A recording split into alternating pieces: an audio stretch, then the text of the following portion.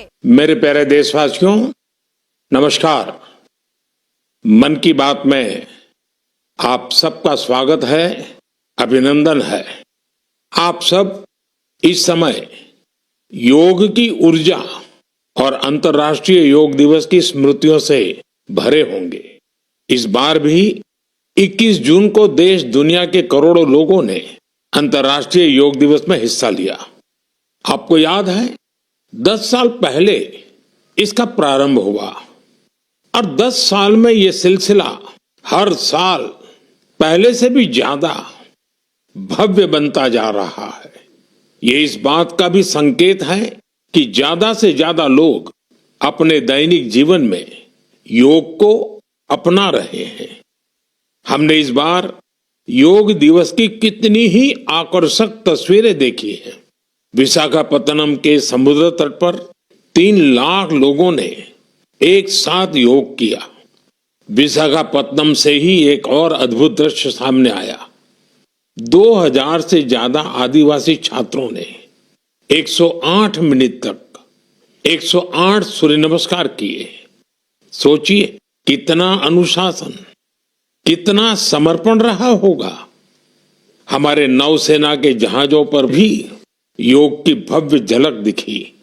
तेलंगाना में 3000 दिव्यांग साथियों ने एक साथ योग शिविर में भाग लिया।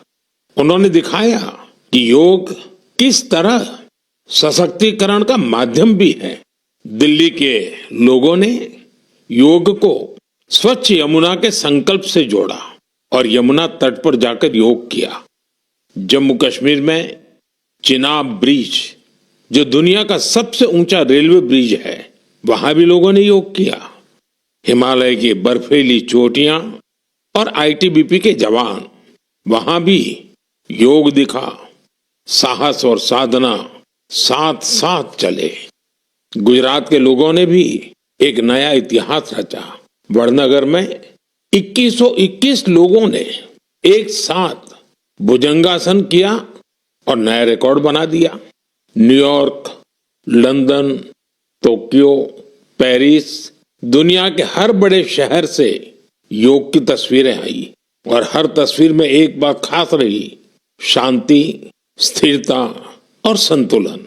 इस बार की थीम भी बहुत विशेष थी, yoga for one earth one health, यानी एक पृथ्वी एक स्वास्थ्य।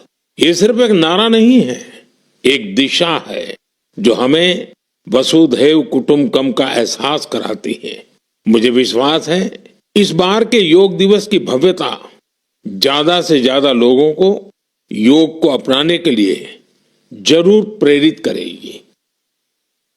मेरे प्यारे देशवासियों, जब कोई तीर्थ यात्रा पर निकलता है तो एक ही भाव सबसे पहले मन में आता है, चलो बुलावा आया है। यही भाव हमारे धार्मिक यात्राओं की आत्मा है। ये यात्राएं शरीर के अनुशासन का, मन की शुद्धि का, आपसी प्रेम और भाईचारे का, प्रभु से जुड़ने का माध्यम है। इनके अलावा इन यात्राओं का एक और बड़ा पक्ष होता है।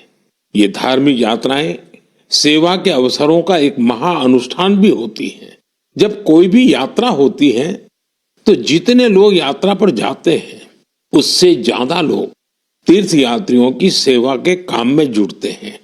जगह जगह भंडारे और लंगर लगते हैं। लोग सड़कों के किनारे प्याऊ लगवाते हैं। सेवा भाव से ही मेडिकल कैंप और सुविधाओं की व्यवस्था की जाती है। कितने ही लोग अपने खर्च से तीर्थ यात्रियों के लिए धर्मशालाओं की और रहने की व्यवस्था करते हैं। साथियों, लंबे समय के बाद कैलाश मानसरोवर यात्रा का फिर से शुभारंभ हुआ है। कैलाश मानसरोवर यानी भगवान शिव का धाम। हिंदू, बौद्ध, जैन हर परंपरा में कैलाश को श्रद्धा और भक्ति का केंद्र माना गया है। साथियों, 3 जुलाई से पवित्र अमरनाथ यात्रा शुरू होने जा रही है और सावन का पवित्र महीना भी कुछ ही दिन दूर है। अभी कुछ दिन पहले हमने भगवान जगन्नाथ जी की रथ यात्रा भी देखी है। ओडिशा हो, गुजरात हो या देश का कोई और कोना, लाखों श्रद्धालु इस यात्रा में शामिल होते हैं। उत्तर से दक्षिण, पूरब से पश्चिम, ये यात्राएं एक भारत श्रेष्ठ भारत के भाव का प्रतिबिंब है। जब हम श्रद्धा भाव से, पूरे समर्पण से और पूरे अनुशासन से अपनी धार्मिक यात्रा संपन्न करते हैं तो उसका फल भी मिलता है। मैं यात्राओं पर जा रहे सभी सौभाग्यशाली श्रद्धालुओं को अपनी शुभकामनाएं देता हूं। जो लोग सेवा भावना से इन यात्राओं को सफल और सुरक्षित बनाने में जुटे हैं, उन्हें भी साधुवाद देता हूं। मेरे प्यारे देशवासियों, अब मैं आपको देश की दो ऐसी उपलब्धियों के बारे में बताना चाहता हूं जो आपको गर्व से भर देंगी। इन उपलब्धियों की चर्चा वैश्विक संस्थाएं कर रही हैं। WHO यानी विश्व स्वास्थ्य संगठन और ILO यानी इंटरनेशनल लेबर ऑर्गेनाइजेशन ने देश की इन उपलब्धियों की भरपूर सराहना की है। पहली उपलब्धि तो हमारे स्वास्थ्य से जुड़ी है। आप में से बहुत से लोगों ने आंखों की एक बीमारी के बारे में सुना होगा, ट्रैकोमा। ये बीमारी बैक्टीरिया से फैलती है। एक समय था जब ये बीमारी देश के कई हिस्सों में आम थी। ध्यान नहीं दिया जाए तो इस बीमारी से धीरे धीरे आंखों की रोशनी तक चली जाती थी। हमने संकल्प लिया कि ट्रैकोमा को जड़ से खत्म करेंगे और मुझे आपको ये बताते हुए बहुत खुशी है कि विश्व स्वास्थ्य संगठन यानी WHO ने भारत को ट्रैकोमा फ्री घोषित कर दिया है। अब भारत ट्रैकोमा मुक्त देश बन चुका है। ये उन लाखों लोगों की मेहनत का फल है जिन्होंने बिना थके, बिना रुके इस बीमारी से लड़ाई लड़ी। ये सफलता हमारे हेल्थ वर्कर्स की है। स्वच्छ भारत अभियान से भी इसे मिटाने में बड़ी मदद मिली। जल जीवन मिशन का भी इस सफलता में बड़ा योगदान रहा। आज जब घर घर नल से साफ पानी पहुंच रहा है तो ऐसी बीमारियों का खतरा कम हो गया है। विश्व स्वास्थ्य संगठन WHO ने भी इस बात की सराहना की है कि भारत ने बीमारी से निपटने के साथ साथ उसके मूल कारणों को भी दूर किया है।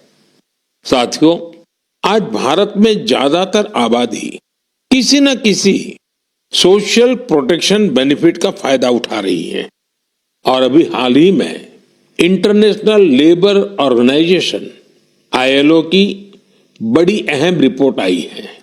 इस रिपोर्ट में कहा गया है कि भारत की 64%, 64% से ज्यादा आबादी को अब कोई न कोई सोशल प्रोटेक्शन बेनिफिट जरूर मिल रहा है।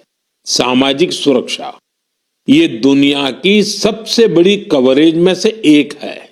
आज देश के लगभग 95 करोड़ 95 करोड़ लोग किसी ना किसी सोशल सिक्योरिटी योजना का लाभ पा रहे हैं, जबकि 2015 तक 25 करोड़ से भी कम लोगों तक सरकारी योजनाएं पहुंच पाती थी।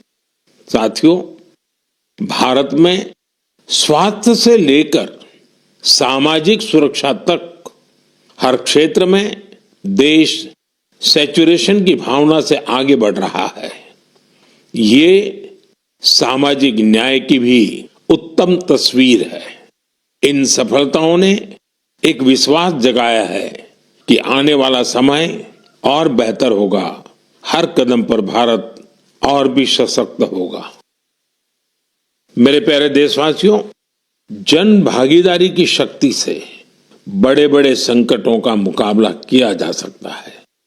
मैं आपको एक ऑडियो सुनाता हूं। इस ऑडियो में आपको उस संकट की भयावहता का अंदाजा लगेगा।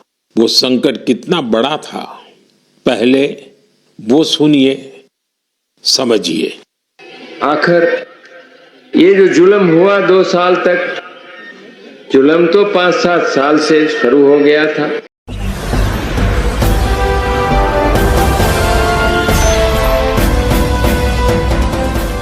देख रहे हैं लाइव न्यूज 9 99 राष्ट्र सबसे पहले।